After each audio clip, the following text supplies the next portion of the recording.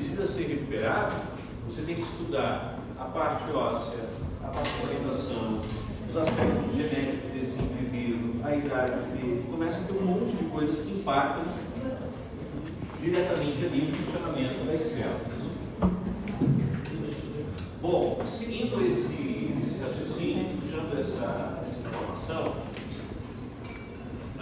o que eu quero colocar aqui para vocês? Nós falamos que o sistema imunológico ele está diretamente relacionado a mecanismos de proteção e também aos organismos que conseguem superar as barreiras. Quando você tem essas duas pontas, nós começamos a falar em dano, doença, e aí sim começa a discussão sobre o que seria um processo patológico. Então, conceitualmente, nós estamos falando de mudanças morfológicas e funcionais que surgem a partir de alterações celulares.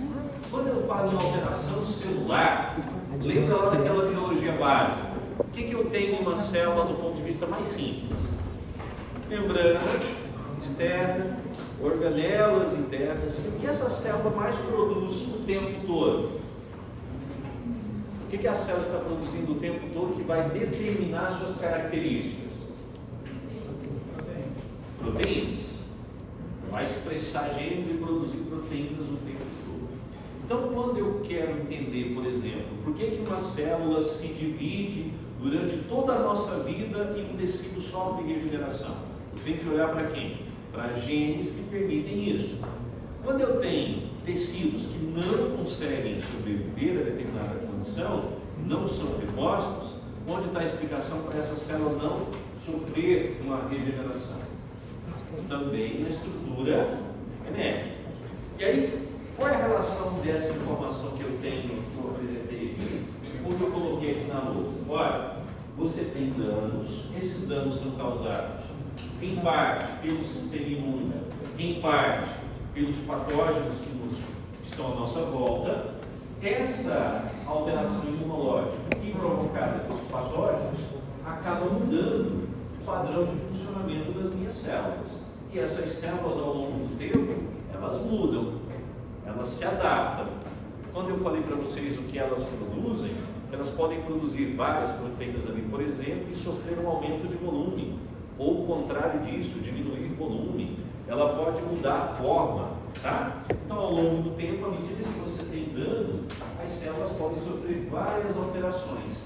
E é por isso que a gente considera as alterações genéticas, bioquímicas, bioquímicas, e o autor desse livro vai e coloca moleculares. O que ele está querendo dizer com isso? O resultado final de uma proteína já formada, parece que fica isso aqui meio repetitivo, como está assim. Alterações funcionais, a fisiologia, como que essas células funcionam, ou alterações na forma, o formato que elas têm, o tecido tem, e isso está diretamente relacionado aos sinais e sintomas que o indivíduo apresenta. Vamos pegar um exemplo simples dessas mudanças de processo patológico. Vamos imaginar um indivíduo que é fumante.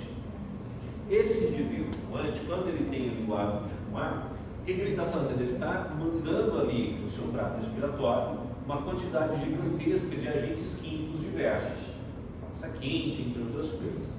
Nós temos um tecido de revestimento, correto? Esse tecido de revestimento ele protege contra os patógenos, mas ele também sofre as agressões químicas dessa fumaça. Com o passar do tempo, você pode notar que em alguns pacientes ocorre uma mudança do perfil de célula que você tem ao longo ali do trato respiratório. Você tem em alguns pontos uma mudança. O que isso mostra para nós? Que as agressões químicas do meio também provocam uma resposta, que as células podem mudar aspectos funcionais, mudar a forma, e isso também indica que dentro delas ali, provavelmente você tem algum tipo de mudança genética, algum padrão bioquímico que foi alterado. Então, resumindo a história, quando eu pego o sistema imune e confronto ele com várias agressões, eu começo a falar de aspectos patológicos. Os aspectos patológicos representam um processo, e esse processo é evidenciado quando você olha para mudanças que acontecem nas nossas células. Resumo da ópera: qualquer que seja um problema de um paciente seu, esse problema começa em mudanças microscópicas, celulares. Eu preciso entender qual receptor envolvido, qual processo bioquímico envolvido, para assim saber qual a função de uma determinada droga ou outro aspecto qualquer, ok? Só para servir de exemplo, para ilustrar essa questão da célula que eu mencionei aqui para vocês. Quando a gente fala de algo que é muito comum, transporte de açúcar, como que uma molécula de glicose chega até as nossas células e pode ser utilizada? Todo mundo já estudou isso um dia. Como que uma molécula de glicose chega até as nossas células? Ok, vai pela corrente sanguínea, beleza. Mas essa molécula de glicose, ela passa facilmente ali por uma estrutura membranosa? Tem um conjunto de receptores que precisam ser mobilizados na membrana. E aí, para estimular esse conjunto de receptores, o seu corpo produz um hormônio. Qual é o hormônio? Insulina. Aí ele lança a insulina vai para um receptor de insulina, isso vai desencadear um processo bioquímico que leva à mobilização de um transportador lá na membrana. Certo? Ou seja, é somente pensar que uma molécula foi lá e fez o papel dela? Não. Se eu digo, por exemplo, que o indivíduo tem alguma alteração na produção de insulina, é esse caminho que eu preciso lembrar. Esse excesso de glicose não foi corretamente incorporado, o que ele vai provocar? Se eu tenho uma pessoa que apresenta alguma falha na mobilização desses receptores, então é dentro desse aspecto que a gente precisa sempre pensar. Tá? Então, se eu for lembrar de danos, problemas que são causados, eu olho para a patologia, a patologia precisa ser compreendida em processos. E esses processos sempre partem de alterações celulares. Às vezes, na forma, alterações simplesmente bioquímicas, às vezes alterações genéticas, induzidas por agentes externos, como um patógeno, ou agentes químicos, ou simplesmente um erro genético do nosso organismo.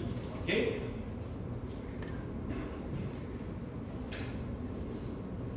E aí eu tinha mencionado para vocês as formas do morte celular, né, à medida que as células vão respondendo. Quando você tem a morte celular, nós vamos falar de necrose ou apoptose. E no sistema imune, em muitos casos, nós vamos falar de respostas fisiológicas envolvendo a apoptose, certo? Necrose, como eu expliquei para vocês, sempre vai ser patológica. Por que sempre vai ser patológica? Porque eu tenho extravasamento e, consequentemente, um processo inflamatório.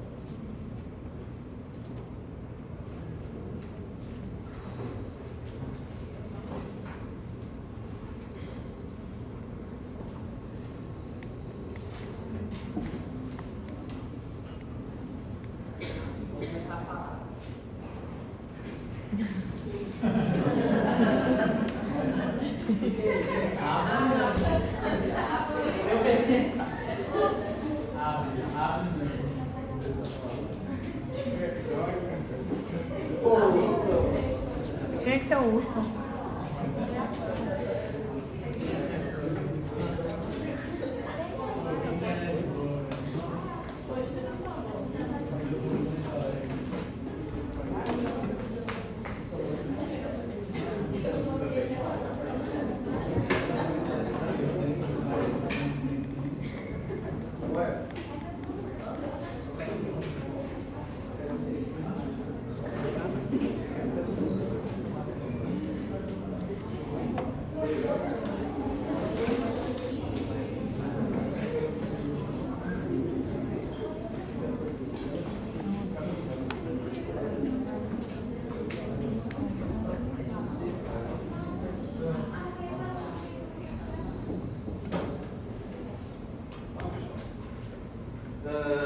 Bom, então, resgatei com vocês os conceitos básicos, a gente vai focar principalmente na ideia de processo, mudanças a nível celular e as lesões chamadas de irreversíveis, culminando em necrose ou apoptose. Lembrando que o processo inflamatório que eu citei, ele sempre vai se associar ao aspecto patológico de uma necrose.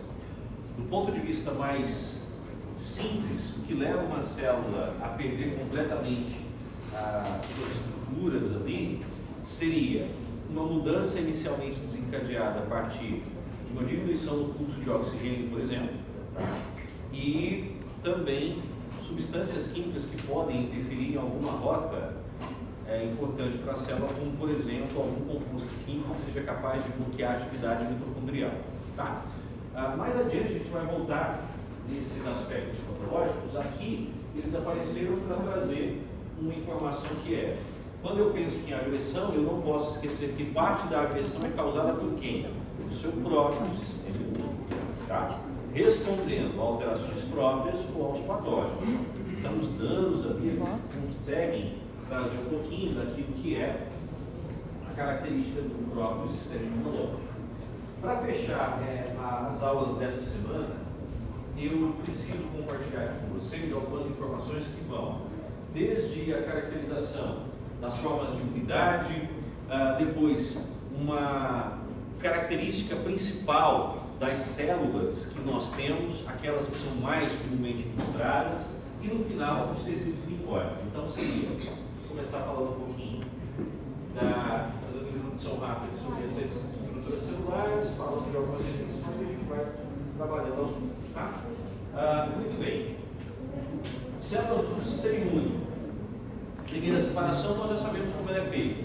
Eu tenho células que não têm receptores específicos, eu tenho células que têm receptores específicos. Células que não têm esses receptores específicos para somente um antígeno fazem parte do que eu chamo de imunidade inata. As células que têm receptores para apenas um tipo de antígeno são as células da imunidade adaptativa. Muito bem. Essas células, tanto de imunidade inata quanto de imunidade adaptativa, saem do mesmo lugar. Um tipo de órgão linfóide. E aí eu tenho dois tipos de órgãos linfóides: os primários e os secundários. O que quer dizer isso? É o local onde a célula tem origem, sofre maturação e onde ela está pronta para entrar em atividade. Órgãos primários, órgãos secundários. Beleza? Seguindo essa ideia de composição celular, dano, como que o organismo faz para nos proteger, tudo isso que a gente falou nos 2 primeiros dias de aula, nós tivemos 2 aulas, não foi? 2 semanas, né? Depois teve o carnaval, graças a Deus, e agora são 3 aulas, né? Até a avaliação a gente deve ter mais ou menos umas 6 aulas, mais ou menos 7, né? Até o dia da... 7 aulas mais ou menos, né? Tá? Para ter uma ideia geral. Galera, então é o seguinte, outra definição que a gente precisa fazer. Se eu tenho receptores que são específicos, células que não detectam padrões de apenas um antígeno e façam aquela separação, imunidade inata, imunidade adaptativa ou imunidade natural, imunidade adaptativa, eu também preciso entender que esses elementos do sistema imune eles podem ser transferidos de uma pessoa para outra, né? De forma natural ou de forma artificial. De forma natural, qual seria o processo mais comum? Alimentação, a gente falou em pequenos grupos. Né? De forma artificial, como seria? Eu posso tentar uma forma de tratamento, passando anticorpos. Por exemplo, tem crianças que nascem sem a capacidade de ter respostas competentes. Elas têm o que nós chamamos de síndrome de imunodeficiência combinada. Ou seja, o sistema imunológico tem vários componentes que não vão funcionar, não vão conseguir chegar no ponto final de maturação. Resultado, essas crianças são extremamente vulneráveis. Para elas sobreviverem, conseguem sobreviver sem sistema imunológico? Não. A não ser que fosse colocado na bolha. Tá? Mas hoje você pode fazer transplante de medula com deficiência, existe terapia com base em terapia gênica. Então hoje é possível. Mas enquanto isso se desenvolvem, essas crianças acabam recebendo uma forma de imunização passiva artificial. Recebe ali um concentrado de anticorpos, tem uma forma de transferir para elas alguma proteção. Tá? Isso é uma forma de imunização passiva, ok? Vamos pegar um exemplo aqui. Quando eu falo em imunidade, eu posso separar a imunidade inata e natural, ou separar a imunidade em passiva e ativa. Imunidade passiva é quando eu pego elementos de outro indivíduo e faço a transferência. Isso pode ser artificial ou natural. Passagem de mãe para o filho, natural. Passagem para um paciente, fazendo ali um concentrado, uma transfusão, artificial. Outro exemplo que é o mais comum, que particularmente eu gosto, porque eu posso falar de os bichos ali, né? É quando você tem os acidentes com serpentes, certo? Os acidentes com serpentes são tratados quando você passa para o indivíduo anticorpos contra as toxinas. Você vai lá e passa anticorpo contra a toxina, certo? Nós estamos aqui numa região que é interior, embora a serpente apareceu até lá. As serpentes são muito comuns em áreas como essas aqui, né, mais afastadas, ali. E o que pode acontecer? Se a pessoa não tiver mínimo de cuidado, ela pode sofrer um acidente, e esses acidentes precisam ser acompanhados com bastante atenção. Existe uma escala de gravidade para eles. E o que eles têm em comum? Se for acidente com serpentes, né? As pessoas vão receber soro. Esse soro ele tem os anticorpos que vão bloquear as toxinas. Se a gente for pegar só a título de curiosidade, nessa região aqui, qual o acidente mais comum que acontece? Qual o tipo de serpente mais comum que nós temos? O que aconteceu? O quê?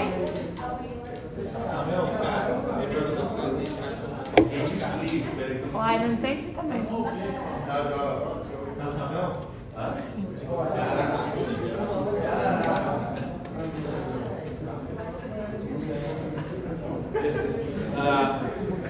As serpentes mais comuns que nós temos aqui, verdade, no Brasil inteiro, você tem as jararatas. Aí você vai ter vários nomes para elas têm tamanhos diferentes, tem algumas que ficam mais próximas às áreas úmidas, outras. Essa serpente tem uma característica bem peculiar que eu acho interessante, que é a seguinte: ela é extremamente agressiva, então ela vai na vórtice. Se ela está aqui atrás de uma mochila como essa, você não está vendo, está pegando isso aqui no escuro, se você leva a mão, é a hora que acontece o acidente. Então os acidentes acontecem quando as pessoas levam as mãos ou pisam muito próximo ao animal. O animal não persegue ninguém. Esse animal não vai sair atrás de ninguém, não existe isso. A gente fala em agressividade, é o comportamento do animal. Por exemplo, em nível de acidente, isso que eu estou dizendo para vocês, isso é em cada 10 casos, 8 são por espécies botrópicas. E vocês vão registrar isso dessa forma. Para um médico, não existe ali acidente com jararaca, um acidente botrópico. Um acidente com cascavel, um acidente crotálico. Tá? Você está da região norte, com laqueses, que é um acidente laquético. Porque assim você consegue identificar qual gênero é aquele animal, e você tem poucos gêneros ali que são responsáveis pela maioria dos acidentes. Tá? Infelizmente, às vezes, a gente tem uma certa dificuldade em lembrar desses detalhes, mas é muito importante que a gente conheça alguns detalhes alguns pontos desses animais, algumas formas para apresentar ali uma primeira informação, um primeiro atendimento que seja necessário. Para isso, o que vocês podem fazer? Existem cursos dentro da própria plataforma da UNASUS que orientam, tá? Para médicos, para enfermeiros, para biomédicos. Então lá você tem orientação. Às vezes quando eu falo aqui em acidente hipotrópico, Protalip, Laquéticos, mano, nem sei o que é. Botrópicos são as jararacas, 80% dos acidentes, os cascavéis, embora sejam conhecidos desde o extremo da América do Norte até o sul do Brasil aqui, representam uma parte menor por conta da própria característica do animal. O fato de jararaca representar a maior parte dos acidentes não significa que é o mais potente. O mais potente é micrurus. O que é micrurus? Cobras corais. Tem um monte de gente esperta que fala assim: eu sei separar cobra coral falsa de coral verdadeira. Mentira. Não separa no olho, tá? Está contando isso, está contando história. Existe um padrão de características que você precisa observar, só que esse animal é muito tranquilo. Pena que se alguém for ficar e demorar muito a chegar ao pronto-socorro, ele vai chegar morto, contando da alta toxicidade da peçonha. Tá?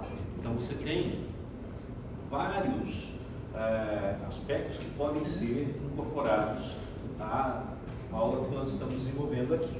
O primeiro deles é pensar que o tratamento ocorre simplesmente de forma passiva, ele é temporário, não gera memória. Então, quando eu falo em imunidade passiva, o cara que foi picado lá por uma serpente recebe essa dosagem de anticorpos, aquele anticorpo circula por um tempo e depois desaparece, segue o ciclo normal, natural. Agora, outro ponto que é fundamental para a gente conciliar com o que eu falei aqui seriam consequências diretas da ação da peçonha. O local onde algumas dessas peçonhas são injetadas provocam inflamação por conta de dano tecidual. E adivinha o que acontece quando esses animais morrem ali? Necrose. Só que aí você tem um efeito que tem a ação direta da toxina, só que aí os tecidos começam a sofrer dano, bloqueia a passagem de sangue, reduz a oferta de oxigênio. Se não for corretamente atendido, a tendência é que isso piore. Para algumas serpentes é comum, no momento da picada, você já identificar se é um acidente protálico ou se é um acidente botrópico, pelo tipo de ferida que você vê, se ele é necrótico ou não. Entendeu? Então, assim, isso não é uma pauta nossa agora, não vou estender, mas o próprio ferimento que é causado te dá essa informação. Suspeito que seja isso. Tá? Isso te ajuda na tomada de decisões. Tá? Seguindo aqui, então, o contrário da imunidade passiva é a imunidade ativa. Me dá um exemplo de imunidade ativa que nós temos. Vacinação. A própria imunização é um processo onde nós vamos estimular a resposta. O que uma vacina contém? Ela nada mais é do que um antígeno. Ela é um antígeno. Qual que é a grande dificuldade que nós temos? Encontrar os antígenos que vão desencadear uma resposta no hospedeiro. Então, quando eu olho para a imunidade passiva, eu sei que eu estou recebendo algo temporário, transitório, de forma natural ou artificial, e quando eu olho para a imunidade ativa, eu sei que o grande desafio é encontrar um antígeno que seja capaz de provocar uma resposta. Professor, mas não é só pegar o vírus, a bactéria? Não. Por que não? Você precisa entender que ele tem várias estruturas proteicas. Então, por exemplo, quando eu faço uma vacina contra a influenza é o quê? Um vírus que causa uma doença, que é gripe. Beleza? O que você faz? Você precisa saber qual a proteína que aquele vírus usa para invadir suas células. Você precisa ir lá e bloquear essa proteína. É como se você soubesse, olha, essa é a chave que ele usa para abrir as portas nossas. Eu preciso ir lá e bloquear. Então, quando você fala do antígeno que vai entrar aqui, quando você fala do antígeno, o que você quer? Descobrir qual estrutura eu consigo bloquear naquele agente etiológico, naquele patógeno, certo? Eu posso usar proteínas, eu posso usar sacarídeos, carboidratos diferentes, mas principalmente estruturas proteicas. Qual que é a grande vantagem aqui? Você gera memória imunológica. Você é capaz de produzir memória imunológica porque parte das células são preservadas. Agora eu faço uma pergunta. Quais células estão envolvidas na imunidade ativa diretamente? Linfócitos T e B, perfeito. Qual é a diferença desse linfócito antes e depois da imunização?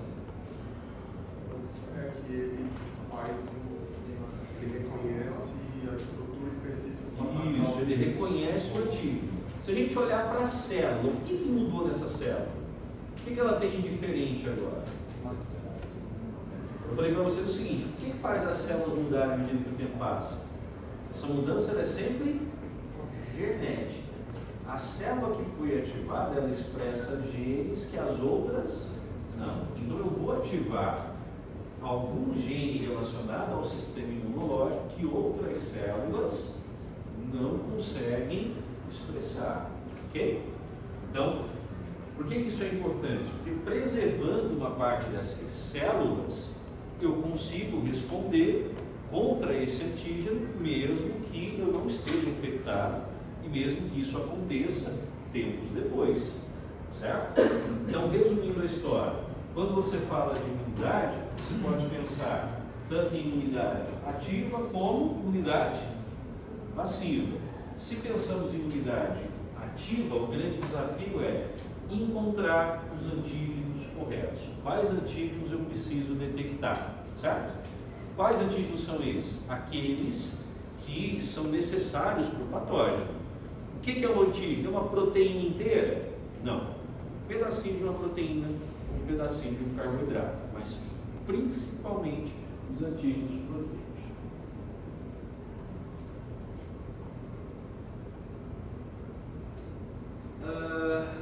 Na imunidade adaptativa aqui, ó, você vai encontrar um outro termo também, que é imunidade humoral. Então, olha só como forma as formas de imunidade que a gente tem.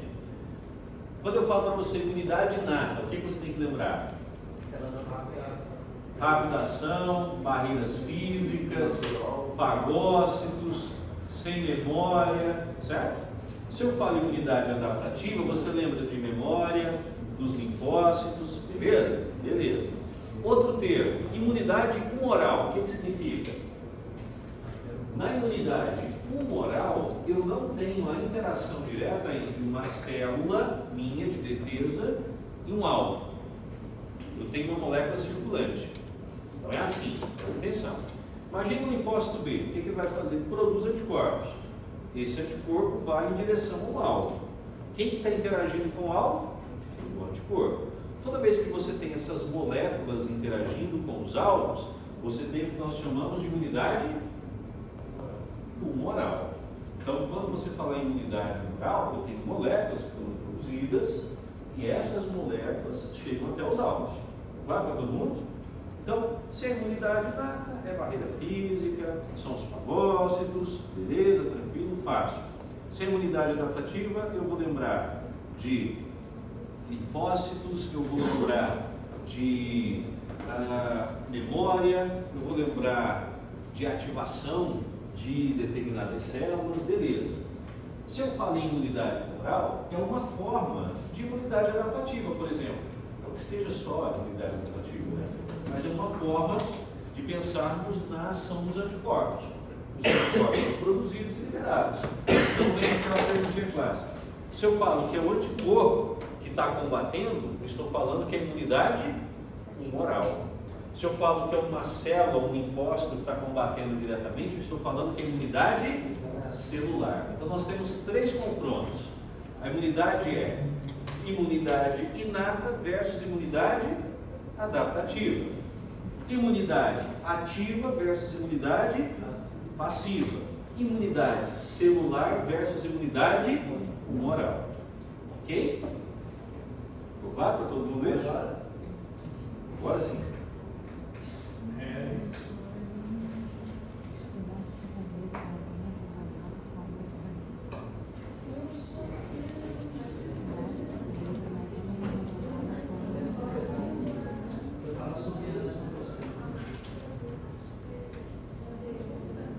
Respirou? Tranquilo?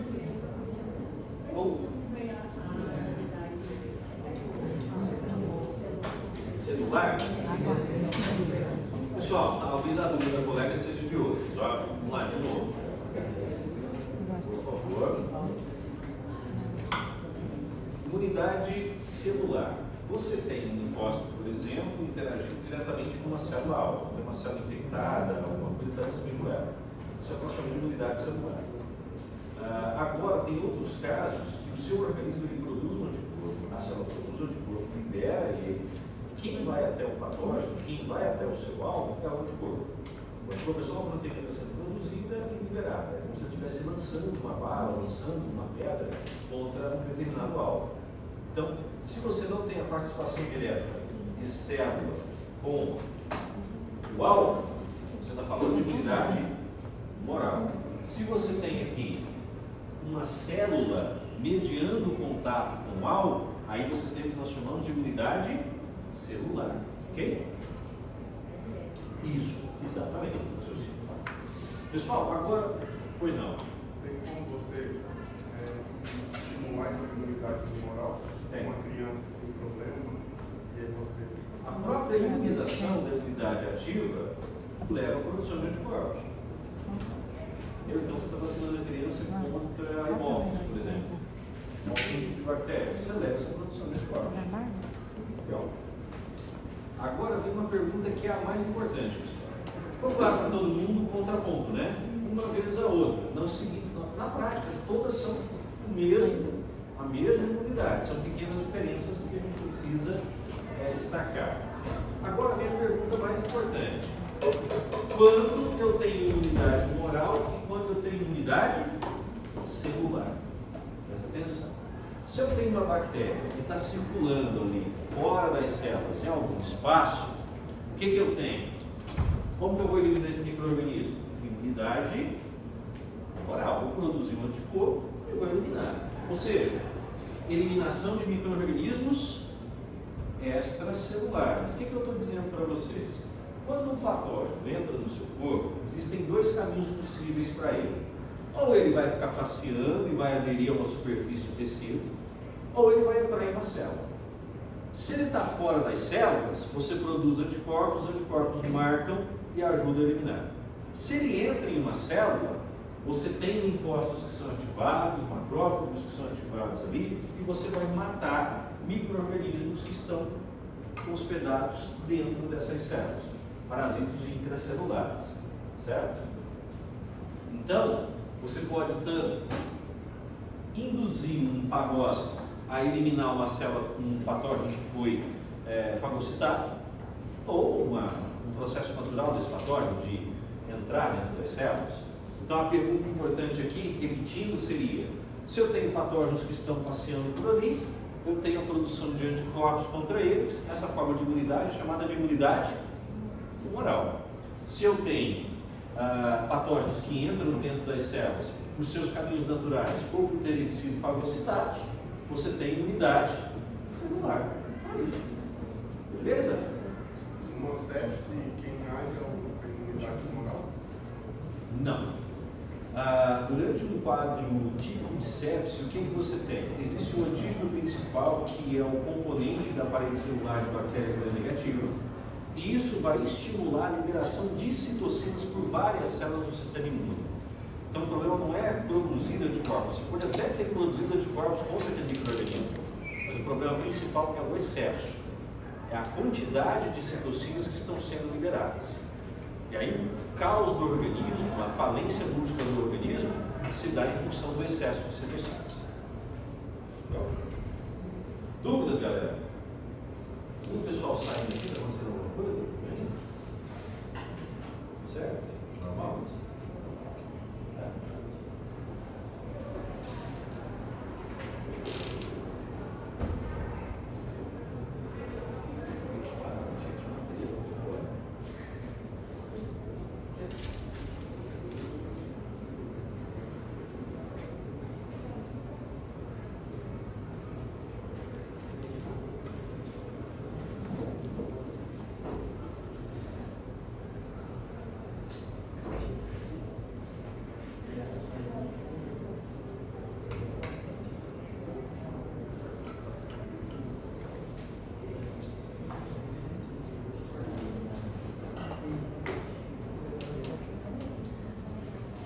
Tem algumas mais aqui que eu já tinha comentado com vocês, que eu vou colocar repetindo.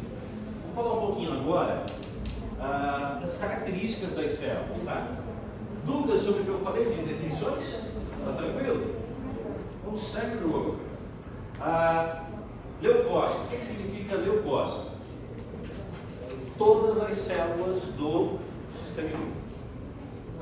glóbulo, tá?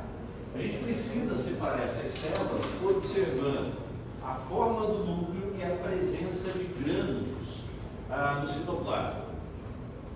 Grânulos esses que estão relacionados à função dessas células, tá? Essas células têm formas diferentes. O núcleo de uma célula ele pode ocupar o espaço inteiro da célula ou ele pode ter pequenas alterações e formar partes menores. A gente chama de núcleos, são núcleos lobulados. Aqui eu tenho alguns exemplos. Ó. Esses leucócitos que apresentam variações no núcleo aqui, tem mais uma forma, então você chama eles de polimorfo nucleares, certo? Você tem os polimorfos nucleares, os principais são os neutrófilos, que a gente conhece no dia a dia, seria essa característica. Depois, você tem células que têm também núcleos lobulados ali e apresentam vários grânulos no citoplasma. E o contrário disso são as células que têm um núcleo que acaba ocupando um espaço maior e ele não tem ali essa presença dos grânulos. Então, como que eu vou separar os leucócitos? Vou fazer as nossas separações. Eu vou separar leucócito entre granulócitos e agranulócitos. Tá? Granulócitos ou agranulócitos. Granulócitos, ele está cheio de grânulos com substâncias inflamatórias aqui dentro. Os polimorfos nucleares, que é esses que a gente está mostrando aqui, tem esses grânulos, tem essas formas diferentes aqui na estrutura nuclear. E o contrário disso é os agranulócitos ou mononucleares. Quais são as células que têm essa característica? Linfócitos. Para que serve isso? Vou pegar um exemplo. Eu vou e falo para vocês uma seguinte hipótese. Foi feito um exame a partir de um pedaço, de um fragmento de tecido de um paciente. E aí surgiu uma dúvida: que tipo de processo inflamatório estava acontecendo ali? E aí eu posso ter várias células e de repente tinha lá a informação que se tratava de células mononucleares. Se são células mononucleares, quais as únicas possibilidades que eu tenho? É neutrófilo que está lá? Não. É um eosinófilo? Também não. Eu tenho que pensar em linfócitos ou, muito pouco provavelmente, de forma inexplicada, um monócito. Então, assim, quando você pega um tecido para fazer uma análise, quando você tem ali uma observação direta do material de estudo, você pode ter informações indiretas que vão te falar: olha, isso é um linfócito, isso é um neutrófilo. Sim. Um macrófago é um neutrófilo? Não. Um macrófago é a célula posterior ao monócito. Mas são Eles fazem fagocitose. Os dois têm a mesma função. São células diferentes, mas fazem a mesma função. Mas os dois são células do sistema autoimune. Sim. Os dois são fagócitos, tá? Sim. Inicialmente, então, ela seria uma célula granulócita, depois que vira uma célula fagocitada, aí ele vira. Não. O macrófago, a gente não trabalha com essa ideia. A gente tem esses outros fagócitos aqui, que são os fagócitos circulantes. O macrófago não fica circulando igual essas outras células. O que nós temos é a célula circulante, a precursora, e a precursora é um monócito. Entendeu?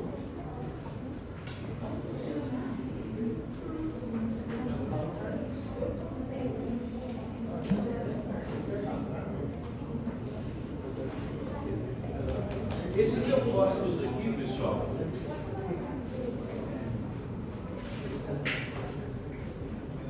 esses leucócitos aqui, ó, olha só, eles respondem a determinados estímulos químicos, e esses estímulos químicos são obtidos a partir da liberação das chamadas quimiocinas, tá? O que é quimiocina? É uma citocina que promove o deslocamento dos leucócitos. Presta atenção. O que eu estou mostrando? Os leucócitos são divididos em granulócitos e agranulócitos. Quando você tem uma inflamação, um processo de resposta, eles precisam migrar para algum lugar, certo? Essa migração ocorre a partir de estímulos químicos. Quem fornece os estímulos químicos? As chamadas quimiocinas. O que são quimiocinas? São citocinas que promovem deslocamento desses leucócitos.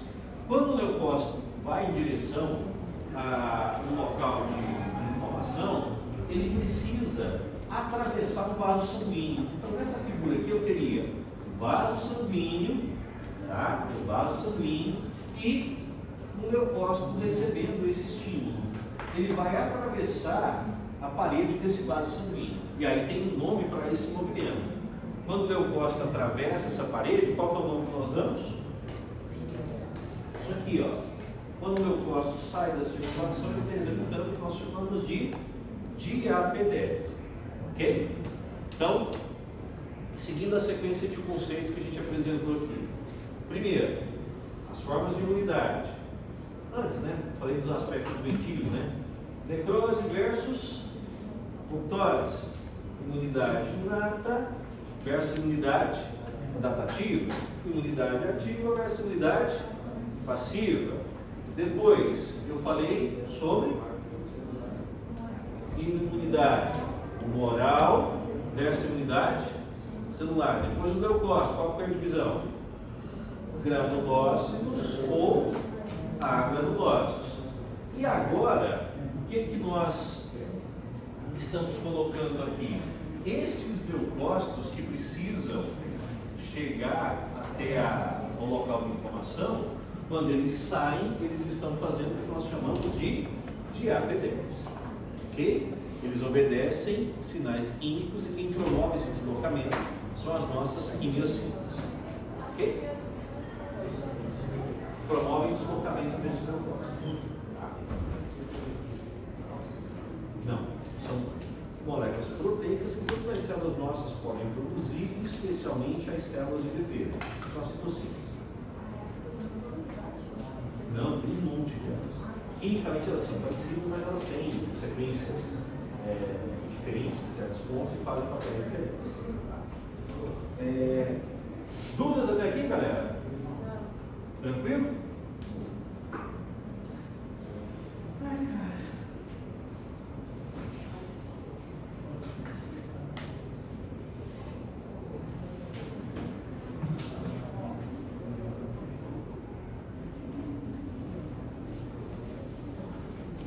Aqui, pessoal, eu vou falar um pouquinho de características de cada uma dessas células que podem migrar, por exemplo. Quando eu falo dessa chegada de células no local de inflamação, a gente fala, por exemplo, aqui de neutrófilo. Olha o neutrófilo aqui, ó.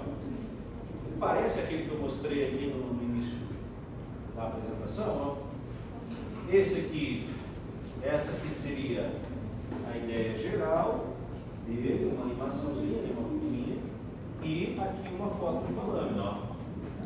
Então, por exemplo, tem uma prática que eu quero fazer com vocês, não sei se vai ser possível para o laboratório ficar dentro do prazo esperado, que é, você pega o sangue seu ou do seu colega e você vai procurar esses neutrófilos aí.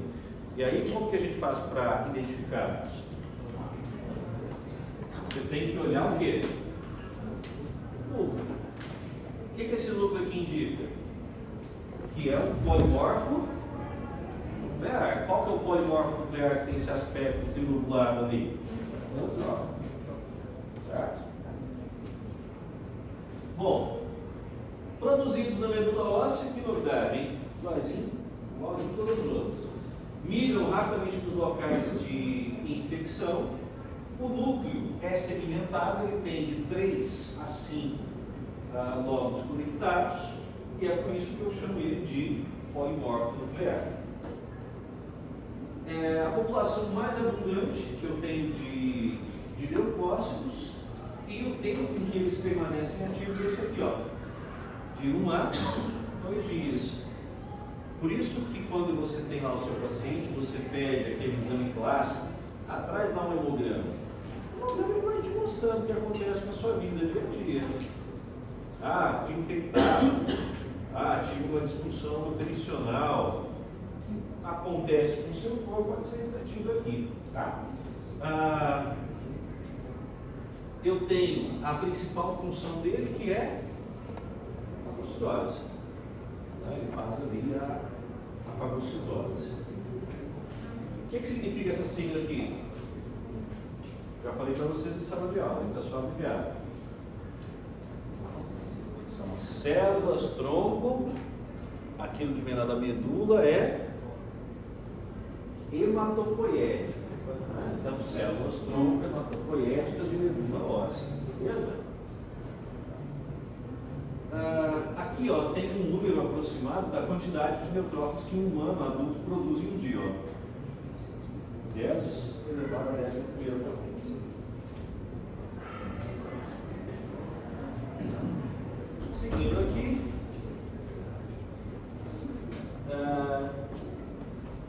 monócitos e células residentes. Dá uma olhadinha aqui. O sistema fagocitário mononuclear, ele inclui aqui células circulantes e células residentes. Presta atenção, o que é uma célula circulante e o que é uma célula residente? Nós temos vários tecidos, certo? Vários órgãos. Algumas células migram para esses locais e ficam ali. Quando elas migram e ficam lá, eu estou falando de células residentes. Quando elas estão circulando, eu estou falando de células circulantes. Quando ela está circulando, como que eu vou chamar? Monócito. Por isso que eu falo sistema fagocítico mononuclear. Então, toda vez que você ouvir sistema fagocítico mononuclear, você está falando dos monócitos. O que significa isso? Olha como o sistema imune é desenvolvido para te proteger em todos os cenários. Tem célula fagocitária circulando, que é qual? Você tem neutrófilo, certo? Neutrófilos estão lá circulando, migrando nos locais de inflamação. Mas se eu tiver um dano em um tecido, no pulmão, por exemplo, lá no fígado, eu preciso de ter uma célula paradinha ali. E célula que vai para lá, o monócito chega lá e dá origem a um macrófago. Então, os monócitos são os precursores de macrófagos. Então, célula circulante qual que é? Monócito. Célula residente é o macrófago. Ok? Perguntinha fácil aqui para todo mundo pensar.